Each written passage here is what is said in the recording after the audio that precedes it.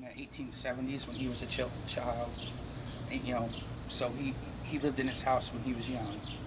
His adult life was, and his teenage life was spent elsewhere.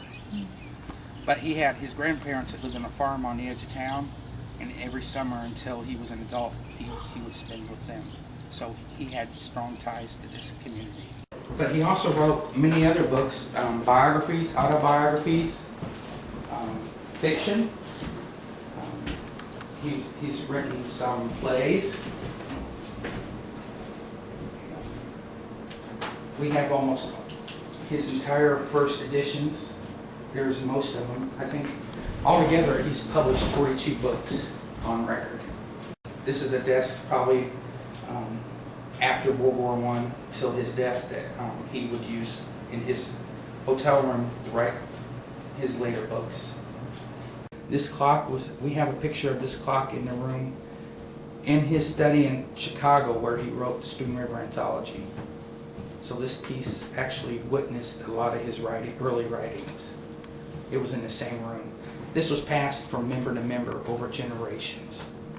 Some of his family members, different pictures, of his kids and his sisters and brothers and such, family albums. We have displays right here. This family tree we have set up here. It shows lineage, from Tennessee to this area, and both sides of his family. And that's a picture on the right of Edgar Lee Masters' funeral. Every one of the pallbearers is a lawyer from this area. And here's some of his books. These books here are his fiction. And he had one, Mitch Miller, and it's loosely based on his best friend that died when he was little. A train ran over him.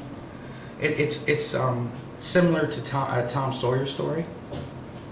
But his best book came from helping his mom do chores around the house, listening to gossip. And Spoon River Anthology is a book of gossip. This magazine. Reddy's Mirror. It was produced in St. Louis. And the guy who owned the paper, Mr. Reddy, was one of his best friends. He gave him advice on how to become an author and that. Some of it was not good advice, but he gave it nonetheless. Right here is Spoon River Anthology by Webster Ford. That was his pen name before he came out. There were so many letters sent to Reddy asking who the real author was that finally they had to sit down and figure out how to do it. And they had to say, we got to put your real name out now. But what's funny is he forged these names off his grandfathers. He kind of like combined one name from one grandfather and one name of the other and put them together to make his pen name. But this is where he got it. This is where he started getting fame for his writing. He was a full-time lawyer in Chicago. He'd send these down, and Reddy would put it in his magazine, and people would write Reddy and going, "Who is this guy? Where is he getting this? Is good stuff." And finally, they told him, "You need to put something together and put it in a book form." So he almost was like an accidental way of getting a book. He had the book sold before he put it together, almost, because they've read little excerpts in these magazines. And then they go, "Well, how many of these you got?" And he would go, "Well, I think I have like 280. I've been writing since I was like 16 years old, and I've carried them everywhere." And I think they took some out and finally packaged it, and that became Spoon River Anthology.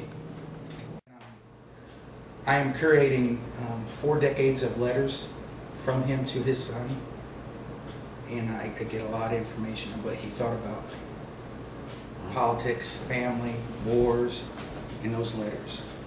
You knew where you stood with Edgar Lee Masters. There was no gray area. And that got him in a lot of trouble.